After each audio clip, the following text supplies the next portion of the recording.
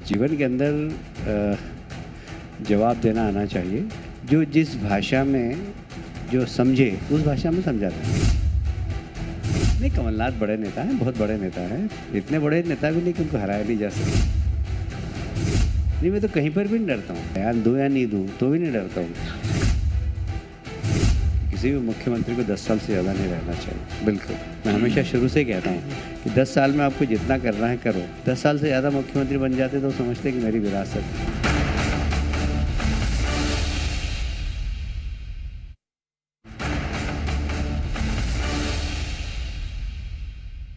तो आज हमारे बीच एक ऐसी शख्सियत हैं जो किसी भी भूमिका में रहे तो चर्चा शुरू हो जाती है। वो कुछ बोले तो चर्चा होती है, कुछ ना बोले तो चर्चा होती है, कहीं जाए तो चर्चा होती है और कहीं ना जाए तो भी चर्चा होती है। स्वागत है कैलाश जी, आपका बहुत बहुत स्वागत है जी मीडिया में। धन्यवाद मोहित। जीत का ऐसा कौन सा सीक्रेट फॉर्मूला है आपके पास में? ये इंदौर वालों से पूछो क्यों जिताते हैं मुझे। जी, आपके माता पिता रामायण का पाठ करते थे, आपने भी रामायण का पाठ कराया, तो फिर ये राजनीति में कैसे कदम पड़ गए आपके? रामायण महाभारत, यहाँ से राजनीति सीखी जाती है। रामायण और महाभारत राजनीति का मुख्य ग्रंथ है। हमारे यहाँ कहते हैं, राम ने जो किया वो करो, कृष्ण ने जो कहा वो करो। दोनों से सीखने की आवश्यकता, और दोनों से सीख के हम लोग राजनीति में आ गए। तो माता पिता ने कुछ कहा नहीं जब आप राजनीति में आए तो? माता जी को राजनीति से बिल्कुल रुचि नहीं थी, पर जब मैं पार्षद का चुनाव लड़ा और गरीबों की सेवा करने लगा तो उनको लगा ये तो बहुत अच्छा काम कर रहा है, तो फिर उनको रुचि आई। तो पहले तो बिल्कुल कह दिया था कि नाना राजनीति करोगे तो घर में नहीं आने दूंगा थारे। पर जैसे तैसे मैं चुनाव लड़ा और जीत गया। पर एक बड़े स्टालवर्ड उस ज़माने के श्रमिक नेता को मैंने हराया था, तो जीत गया। फिर उसके माध्यम से हमने जब सेवा कार्य प्रारंभ किए तो मेरी माता जी को बहुत अच्छा लगने लगा। श्रमिकों की आपने बात की, श्रमिक आपकी एक बहुत बड़ी ताकत है। आप व्यापारिक एक परिवेश से आते हैं, तो श्रमिकों के आप इतने लोकप्रिय नेता कैसे बने? देखिए, आप किसी के भी लोकप्रिय नेता बन सकते हैं। सवाल ये है कि यदि आप जनप्रतिनिधि हैं तो ऐसा कोई वर्ग जो तकलीफ़ में हो उसकी सहायता के लिए खड़े हो जाओ आप, तो आप तो ट्रू लीडर हैं। अदरवाइज़ तो मैं जब भी मील बंद हो रही थी तो सरकार हमारी थी, पटवा जी की, मैं मजदूरों के साथ खड़ा हो गया और मजदूरों के आंदोलन में गया और जेल गया। मील बंद हो रही थी उस वक्त। बाकी वो मील प्रदेश सरकार के कारण नहीं हो रही थी, वो केंद्र सरकार के कारण बंद हो रही थी। पर मजदूरों ने कहा कि नहीं, हमारे साथ चलो, तो मैं गया और बंद हुआ। पटवा जी का फ़ोन आया, मैंने कहा भाई मेरे मतदाता है और ये तकलीफ़ में है तो मैं इनके साथ रहूँगा। पर जैसे ही वो हिंसात्मक आंदोलन हुआ तो मैं उस आंदोलन से दूर हट गया। फिर तो जब भी कोई तकलीफ़ में हो उसके साथ खड़े रहना चाहिए, चाहे वो मजदूर हो, चाहे व्यापारी हो, चाहे इंडस्ट्रियलिस्ट हो, चाहे पत्रकार भी क्यों नहीं। आज भी कभी कभी आपकी वीडियो आती है, आप दुकान में बैठे हुए नज़र आते हैं, तो ये क्या मोह है और ये मोह क्यों नहीं छूटता कभी? देखिए, ऐसा है कि जिस दुकान के कारण रोज़ दाना पानी पेट में जाता है तो उसको तो ज़िंदगी में कभी भूलना ही नहीं चाहिए। तो हमारी दुकान है, वो हमारा घर चलाती है। तो हमारे लिए मेरी माताजी बोलती थी कि दुकान माता है। तो हम इस प्रकार दुकान को श्रद्धा की दृष्टि से देखते हैं। पितृ पर्वत को लेके आपने लंबा संघर्ष किया और कहते हैं कि 20 साल तक आपने अन्न ग्रहण नहीं किया। 16 साल 16 साल तक, हाँ जी। पर किसी को बताया नहीं था मैंने। था? ऐसे ही जब वहाँ पितृ पर्वत बना, इंदौर के लोगों ने वहाँ पेड़ लगाए, काफ़ी पेड़ लग गए। फिर हम पितृ अमावस पर वहाँ पर जाते थे और पूजा करते थे पितरों की। तो किसी ने कहा यहाँ पर एक मंदिर भी और बना दीजिए। तो अग्निबाण के राजेश चेलावत जी वहाँ थे, कुछ और पत्रकार थे वरिष्ठ, उनका वहीं मैंने घोषणा कर दी। मैंने कहा अच्छा, हनुमान जी का इतना बड़ा मंदिर बनाएंगे जितनी बड़ी प्रतिमा मूर्तिकार बना सके। तो मैंने उसको उसी वक्त फ़ोन करके बोला, मैंने कहा जितनी बड़ी हनुमान जी की मूर्ति बना सकते हो बना दो। बन गई। पर उसी वक्त मन में संकल्प लिया था कि ये जब प्राण प्रतिष्ठा नहीं होगी जब तक भोजन नहीं करेंगे। पर मैंने किसी को बताया नहीं था ये। पर जब प्राण प्रतिष्ठा हुई तो वहाँ प्रवचन हुए तो गुरु शरणानंद जी, अवधेशानंद जी ने मेरा अन्न खिलाया मुझे उन्होंने कह दिया कि ये जो मंदिर बना है इसके पीछे बहुत बड़ा तप है। मैं उसे कोई तप वप नहीं मानता, मैं तो ये मानता हूँ कि हनुमान जी की प्रेरणा थी और उनकी इच्छा से वो मंदिर बना, उसमें मेरा कोई बहुत बड़ा योगदान नहीं है। संगठन में आपको बड़ी बड़ी जिम्मेदारियां मिली।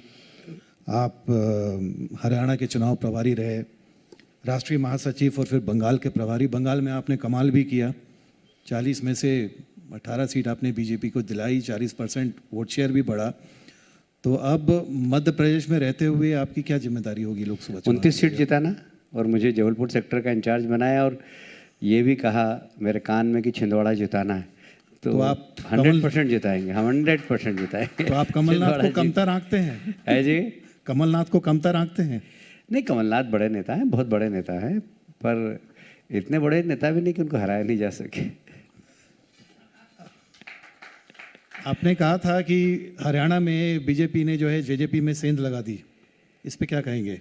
देखिए, ऐसा है कि हरियाणा में हमारी सरकार बहुत ईमानदारी से काम कर रही थी, बहुत अच्छे काम कर रही थी और मुख्यमंत्री वहाँ के बहुत ईमानदार और बहुत विकास करने वाले मुख्यमंत्री। पर जब जेजेपी से समझौता हुआ, उन लोगों ने बहुत भ्रष्टाचार चालू किया, तो मैंने फिर जब हरियाणा गया और हरियाणा जाने के बाद फिर मैंने अपनी रिपोर्ट में लिखा, मैंने कहा कि अगले चुनाव में हमें जेजेपी के समझौते के कारण तकलीफ आ सकती है। फिर हमारे सीनियर लीडर्स ने सोचा होगा और इसलिए जेजेपी से समझौता हटा लिया। फिर मुख्यमंत्री क्यों बदले गए? फिर मुख्यमंत्री, देखिए ऐसा है कि 10 साल तक मेरा व्यक्तिगत ऐसा मानना है कि किसी भी मुख्यमंत्री को 10 साल से ज़्यादा नहीं रहना चाहिए। बिल्कुल, मैं हमेशा शुरू से ही कहता हूँ कि 10 साल में आपको जितना करना है करो। 10 साल से ज़्यादा मुख्यमंत्री बन जाते तो समझते कि मेरी विरासत है, मेरी संपत्ति है, ये गलतफहमी पैदा हो जाती। इसलिए 10 साल तक कोई भी मुख्यमंत्री रहे, अच्छा काम करे, फिर उसके बाद नए को मौका देना चाहिए। जब आप पहली बार विधायक बने तो जो चुनाव था उस समय कांग्रेस का एक छत्र राज था मध्य प्रदेश में, सुना है काफ़ी लड़ाई झगड़े होते थे, तो कैसे आप कुछ बताइए उसके बारे में? देखिए, जीवन के अंदर जवाब देना आना चाहिए। जो प्यार से बोले तो प्यार से जवाब दो, जो जिस भाषा में जो समझे उस भाषा में समझा देना चाहिए। वही क्या और क्या, जो जिस भाषा से समझता था उसको उस भाषा में समझा दिया। तो इंदौर के महापौर रहते हुए आपने इंदौर के लिए काफ़ी डेवलपमेंट का काम करवाया, सड़कें अच्छी बनवाई। अभी भी कर रहा हूँ, उस विभाग का मिनिस्टर हूँ मैं जी। और उस समय कांग्रेस का ही रूल था, तो कैसे कांग्रेस के लोगों को अपने पाले में आप रखते थे? देखिए, मेरे लिए सौभाग्य की बात थी कि मैं उस वक्त एकमात्र देश का ऐसा मेयर था जो विधायक भी था। तो विधायक होने के कारण मैं विधानसभा में नगर के साथ पक्षपात होता था तो मैं विधानसभा में हंगामा मचाता था। ऑन रिकॉर्ड मैंने दिग्विजय सिंह जी को बोला, दिग्विजय सिंह जी आप मुख्यमंत्री हैं तो आपको विधायकों ने बनाया है, तो आप मुख्यमंत्री, मेरे को इंदौर की जनता ने मेयर बनाया तो मैं इंदौर का मुख्यमंत्री हूँ और इसलिए आप मेरे से बिना पूछे कोई ऐसा निर्णय करेंगे जो इंदौर के हित में नहीं होगा तो मैं आपके दरवाजे पर आमरण अनशन करूँगा। बस यहाँ से शुरुआत हुई, लड़ाई झगड़ा चालू हुआ। तो कभी कभी लड़ाई झगड़ा बढ़ जाता है और कभी कभी प्रेम में परिवर्तित हो जाता है। बाद में वो प्रेम में परिवर्तित हो गए। सीए के नोटिफिकेशन के बाद ममता बनर्जी खुल के इसके विरोध में आ गई, तो इस पे क्या कहना है आपका कि बंगाल के लोकसभा चुनाव को देखते हुए इसका क्या असर पड़ेगा? देखिए, इस देश में 2 प्रकार के राजनीतिक दल हैं। कुछ राजनीतिक दल कुर्सी के लिए राजनीति करते हैं और मैं ये कह सकता हूँ कि मैं जिस राजनीतिक दल के साथ काम करता हूँ वो देश के लिए काम करते हैं। तो उन्हें कुर्सी की चिंता है, वो अपने वोट बढ़ाने के लिए घुसपैठियों को लाते जा रहे हैं, आधार कार्ड बना देते हैं।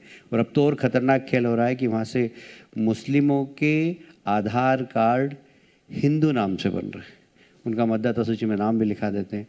आपको आपकी कुर्सी बचाने के लिए इस प्रकार देश विरोधी लोगों को देश के अंदर प्रवेश दिलाना, मैं समझता हूँ ये देश हित में नहीं है।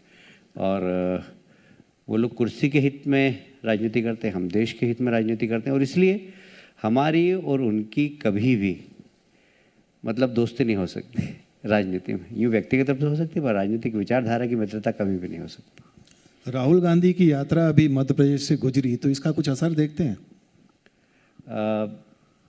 अच्छा है, भारतीय जनता पार्टी के लिए बड़ा शुभांकर है राहुल गांधी। जहाँ जहाँ से निकलते हैं वहाँ भारतीय जनता पार्टी जीत जाती है।